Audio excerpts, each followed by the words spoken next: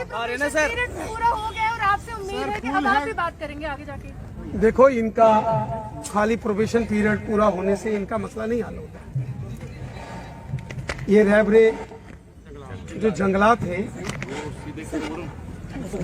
इनको तो रेगुलराइज की पॉलिसी 2-4-5 रोज में निकलने वाली है। ये 5 साल का पीरियड इनका एज पर पॉलिसी पूरा है इनका, लेकिन इनका वो मसला नहीं है। ये पीएचडी स्कॉलर है, इन्होंने इंटरनेशनल जर्नल्स इन्होंने 3 लिखे हैं। बिल्कुल सर। ये लड़की पीएचडी स्कॉलर है हमारी अनामिका जी। यहाँ एमफिल पीएचडी लड़कों ने की है, एमएससी फॉरेस्ट्री, बीएससी फॉरेस्ट्री और ये किया है देहरादून, जो एक हमारा फॉरेस्ट रिसर्च इंस्टीट्यूट से इन्होंने ये पढ़ाई की है। इनका ये मामला है रैबरे जंगलात का। अब सरकार तो इनको रेगुलराइज कर रही है। चीफ सेक्रेटरी साहब ने बोला है कि इनका ऑर्डर निकाल देंगे, लेकिन ये चाहते हैं, 332 लोग हैं, भाई बहने हैं, इनका ये कहना है कि हमें आप सिंपल जो क्लास 4th एम्प्लॉइज के नाते रेगुलराइज हम नहीं होना चाहते। यही बात है जी। जी जी जी। अब मैंने परसों इनके मसले पर मैंने बात की है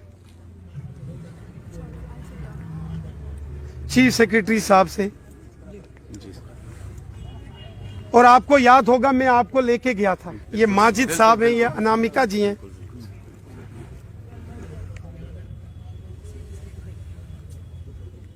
पहले तो इनका मसला सेक्रेटरीट में जिस तरीके से वहां सबको पता होना चाहिए था वैसा नहीं था। उन्होंने कहा कि हम इनको रेगुलराइज कर देंगे, लेकिन माजिद साहब और अनामिका जी खड़े हो गए। इन्होंने कहा हमने पीएचडी की है, इन्होंने कहा मैंने 3 इंटरनेशनल जर्नल्स लिखे हैं। अनामिका जी ने बात की, उसके बाद इनका मामला चीफ सेक्रेटरी साहब ने कहा और एक पूरी फाइल इनको दी, उसमें मेरा लेटर भी रिकमेंडेशंस का लगा। मैं वापिस परसों गया था, चीफ सेक्रेटरी साहब ने कहा, लंबी चौड़ी बात हुई, उन्होंने कुछ टाइम मांगा है आपके, उन्होंने मुझे कहा है कुछ टाइम दे दो, वक्त दे दो, और फिर हम इनका मसला जो है। रैना साहब जिंदाबाद, रैना साहब जिंदाबाद। सुनो, मैंने बीच में लेफ्टिनेंट गवर्नर साहब से भी टाइम मांगा। रैबरे खेल वो मेरे पास आए थे, आप तब नहीं आए थे, लेकिन जब मैंने उनके लिए टाइम मांगा तो मैंने आपके लिए भी मांगा था। Thank you sir. और मैंने आप लोग, आपकी बिटिया रानी कोई बीमार थी तो मैंने कहा था मुझे डिटेल भेजो, जी जी, और वो सारे मैंने उनको भेजे हैं। मैं चाहता हूं ईमानदारी से कि ये सारी चीजें ठीक हों। चीफ सेक्रेटरी साहब ने मुझसे कुछ टाइम मांगा है,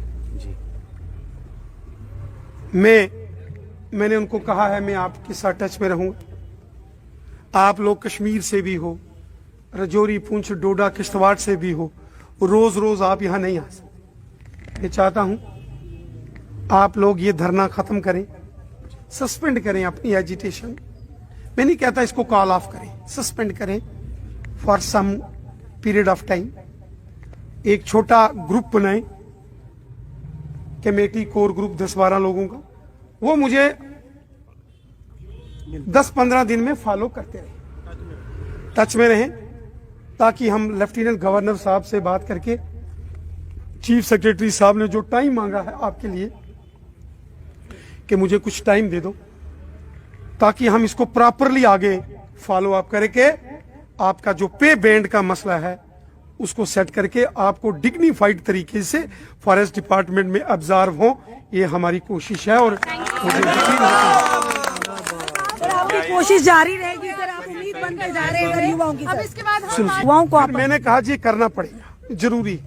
उनका मुझे टाइम दे। सर हम कह रहे हैं अगर 2 महीने का भी टाइम वो लेंगे हमें कोई ऑब्जेक्शन नहीं है। मुझे 2.5 लगता- महीने की भी सर हमें ऑब्जेक्शन नहीं है। 2-2.5 महीने मैं नहीं कहूंगा। 5 साल के प्रोबेशन के बदले 6.5 साल लेंगे तो फिर कौन सा टाइम नहीं, हमारे। मैं ये चाहता हूं कि आपका एक 10-12 अपने जो रैबरे जंगलात के साथी हैं वो अपनी एक टीम बना के हर 10-12 रोज में 15 रोज में मुझे वो मुलाकात करें, क्योंकि जब आप आते रहेंगे ना तो फिर वो रहता है, फिर आदमी उसको धीरे धीरे परस्यू भी जी रविंदर सर, तो परस्यू करके तो इसको हल करने जिस तरह की से आपने इन्हें कहा थोड़ी देर के लिए आप सस्पेंड कर दीजिए, उम्मीद करें कि आप इनकी आवाज को उठाते रहेंगे, कुछ ना कुछ हल होगा ताकि इन्हें दोबारा यहाँ बैठने की नौबत ना आए। मैं इनको अपने साथ बिठा के अपनी गाड़ी में सेक्रेटरीट ले गया था और इनके सामने मैंने भी बात रखी थी और इनको भी कहा था कि आप अपनी बात रखो। इससे पहले ये माना जाता था कि ये डेली वेजर है, इन्होंने कहा कि हम नहीं डेली वेजर हैं, हम पॉलिसी के तहत लगे हैं। सर हाईली क्वालिफाइड ये लोग हैं सर, तो तो मैं उम्मीद आप लोगों पर उम्मीद थी, आज कहीं ना कहीं आप उम्मीद पर खरा उतर रहे हैं सर आगे भी उतरेंगे सर। लेकिन संक्षिप्त कि आपकी सिस्टर मेरी क्लास में लोग वो टीचर हैं, तो आपका भाई अगर सड़कों में यहाँ आपके बीजेपी के ऑफिस के बाहर बैठा है सर, आपको अच्छा लगेगा? मैं आपसे सर एक ही रिक्वेस्ट करूंगा कि आप सर अपना जितना एफर्ट लगा सकते हो। आपके अलावा हमारा यहाँ जम्मू कश्मीर में कोई ना अपोजिशन का लीडर है ना ही कोई बीजेपी का, आपके अलावा हमारा सर कोई नहीं है। आप हमारे लिए भगवान है, तभी तो आपके पास हमारे लिए अल्लाह है। मैं एक चीज आपके पास बताऊंगा सर, और एक चीज बताना चाहूँ सर, अभी पहुंचे आप सर एक चीज बताना चाहूँ, आपके पीछे बहुत सारे ऐसे लोग लगे कि जो आपको काम नहीं करना, आपको पसंद नहीं करते सर। ये मैं आपको बता दूं सर कि वो क्रेडिट रेना सर को मिलेगा, ये मैं बताता हूँ सर। मुझे कोई क्रेडिट नहीं चाहिए। मैं कहता हूँ आपका मसला हल हो, जो करे उसको क्रेडिट मिले। जी जिस तरह से रविंदर राणा जी आपके पास है, इन्होंने आपको विश्वास, एक महज ऐसे नेता हैं जो हर एक के पास जाते हैं, हर एक की आवाज बनते हैं। आज इन्होंने जो आपको आश्वासन दिया, आप विश्वास करते हैं? मैं आपको एक ही वर्ड में बताऊंगी कि ये एक इकलौते मुझे ब्यूरोक्रेट से भी ऊपर लीडर लगे हैं जिनके पास ओपन डोर पॉलिसी है, ठीक है ना। कोई भी सर के पास बेखौफ जाता है, कोई भी ग्रीवियंस है सर आराम से बैठ के सुनते हैं और सबको एंटरटेन करते हैं। और हमारी जो फाइट है ये हमारी नहीं यहाँ तक पहुँचती अगर सर का सपोर्ट नहीं होता। सर ने इतना सपोर्ट किया हमको, हमारे लिए हर बार, मैं कह रही हूँ इतना एफर्ट मुझे नहीं लगता किसी ने हमारे लिए लगाया है अभी तक, क्योंकि सर ने जब भी हम सर के पास गए तो सर ने हर बात हमारी सुनी और इमीडिएटली एक्शन लेके सर हर बार हमारे लिए मीटिंग्स अटेंड करते रहे, ऑन कॉल्स रहे हैं ब्यूरोक्रेट्स के साथ। तो इससे बड़ी बात हमारे लिए है नहीं। कहने पे आज कुछ देर के लिए आप सस्पेंड करेंगे अपनी जी अब इतनी रिस्पेक्ट हम सर ने हमें दी है तो हमारा भी कुछ हक बनता है ना।